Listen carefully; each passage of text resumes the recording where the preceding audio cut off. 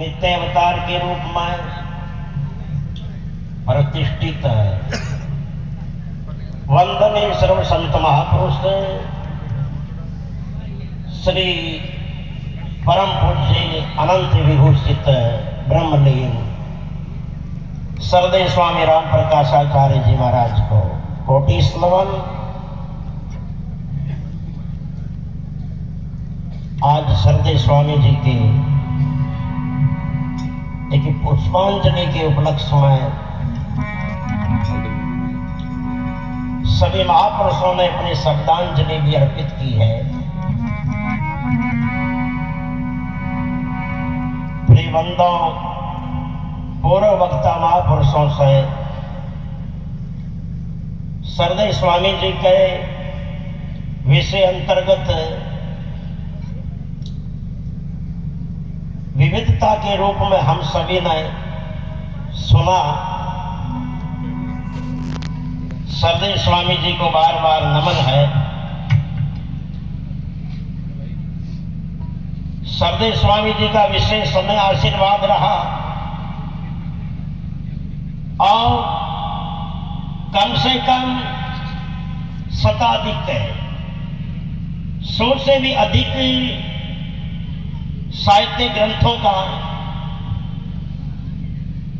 सरदेव स्वामी जी ने लेखन किया और उनमें से कम से कम 35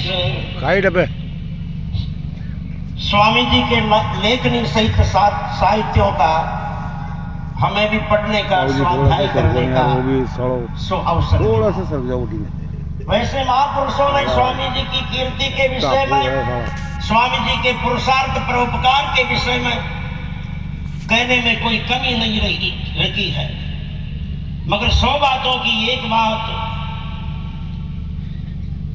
प्रभु की कृपा से अनेकों अनेक संतों के दर्शन हुए, अनेकों अनेक संतों का सानिध्य सत्संग मिला,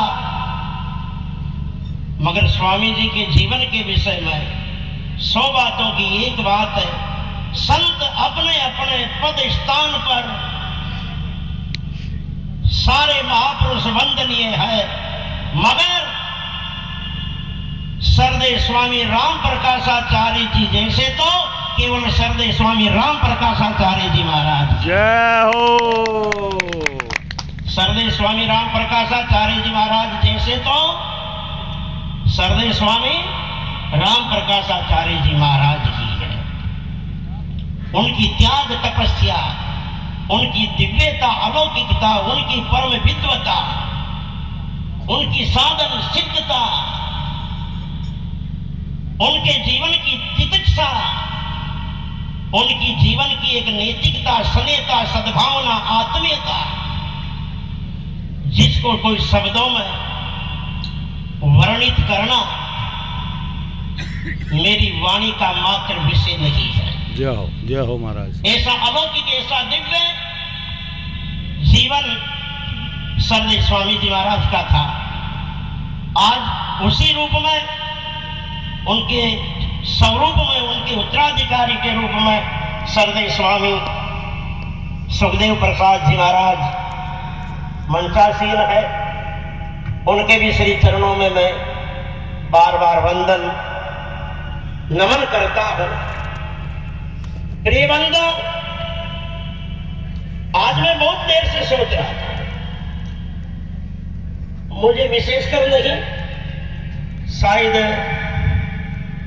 7-8 सत्संगों में स्वामी जी के सानिध्य में सत्संग करने का, सुनने का अवसर प्राप्त हुआ, जहां स्वामी जी के सानिध्य में, स्वामी जी की अध्यक्षता में सत्संग होता था। वहां पर किसी भजन गाने वाले को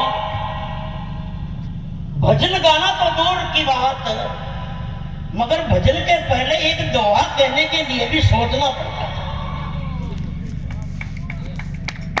भजन के पहले एक दोहा कहने के लिए भी सोचना पड़ता था, और वो ऐसे निष्पक्ष, ऐसे निडर, एक सत्यतावादी महापुरुष थे। कोई अपना शिष्य, अपना अनुयायी हो कोई हो, जहां मिस्टेक होती थी कहने में जरा भी संकोच नहीं होता था। उनकी ऐसी स्पष्टवादिता विचारधारा, जहां ना कोई मत पंथ संप्रदाय वर्णाश्रम, ना कोई भेद दृष्टि। प्रिय बंधुओं, बातों के ब्रह्म ज्ञानी बहुत देखे हैं, जय हो। बातों के आत्मज्ञानी बहुत देखे हैं, बातों के ब्रह्म ज्ञानी बहुत देखे हैं, मगर निष्ठा के ब्रह्म ज्ञानी मिलना जीवन में इतना आसान नहीं है। अरे भगवान श्री कृष्ण ने ऐसे महापुरुषों का दीदार दुर्लभ कहा, बहुना जन्मान मनते ज्ञान वानम प्रपद्ये वासुदेवम सर्वमिति से महात्मा सुदुर्लभ है। जय हो, जय हो।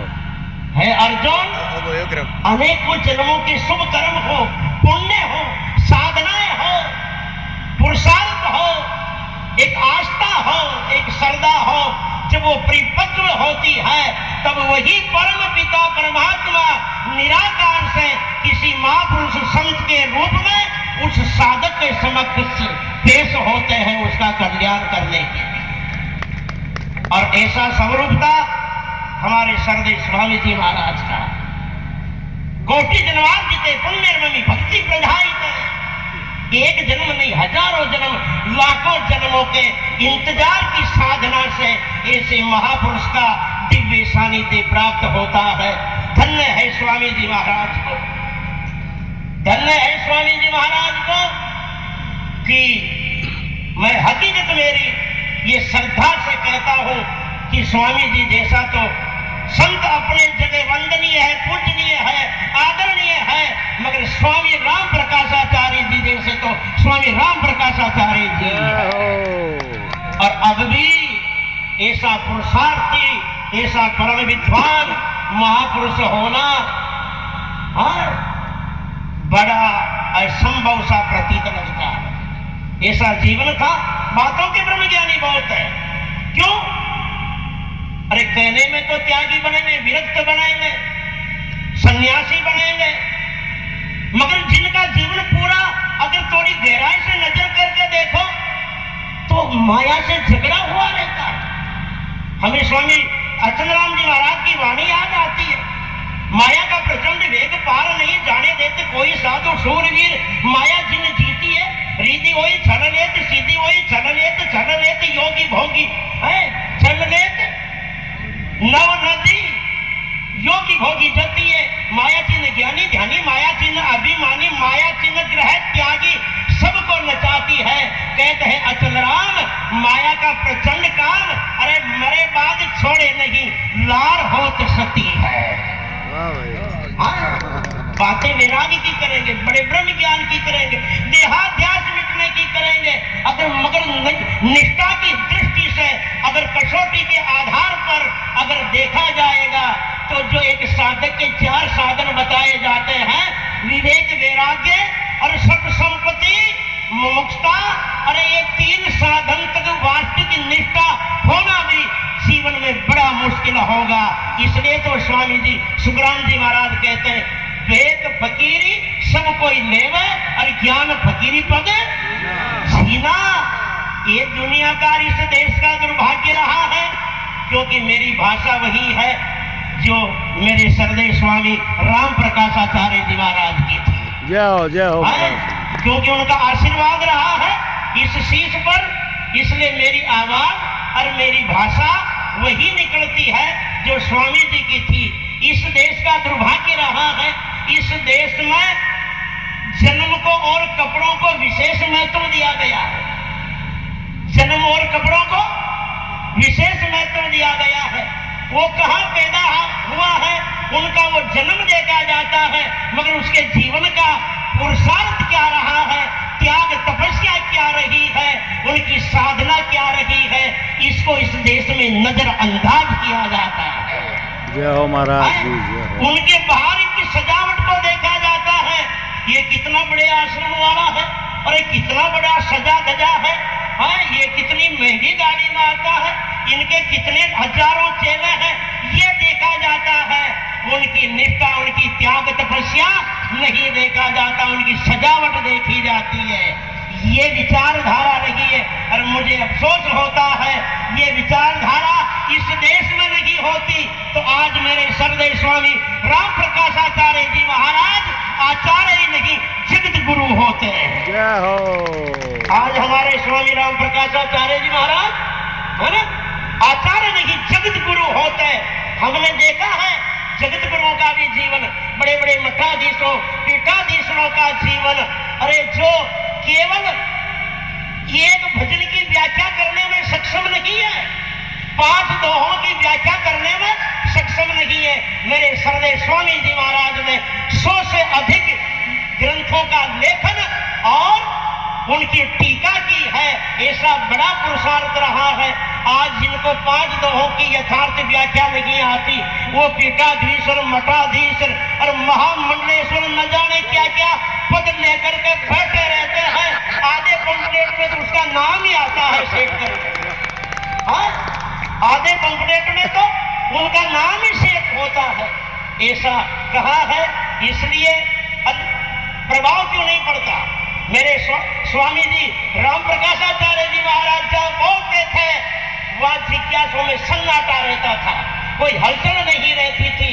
एक स्थिति से एकाग्र चित्त से प्राणी सुना करते थे। ये असर क्यों नहीं होता है। अरे एक तो आवाज दिमाग से निकलती है और ये आवाज हृदय से निकलती है। ब्रह्म ज्ञानी की आवाज हृदय से निकलती है और शास्त्र ज्ञानी की आवाज खोपड़ी से निकलती है। जिनकी आवाज खोपड़ी से निकलती है वो पूरे रात भर क्या जिंदगी भर चिल्लाते रहो, कोई सुनने वाले के दिल में कोई असर नहीं होता है। और जिनकी आवाज हृदय से निकलती है वो जीवन में जरूर असर करती है। कोई समय का विशेष ये तो नहीं है। सत्य स्वामी जी महाराज है ना, थोड़ा 10-5 मिनट के लिए क्यों असर नहीं करती है। एक राजा ने एक पंडित से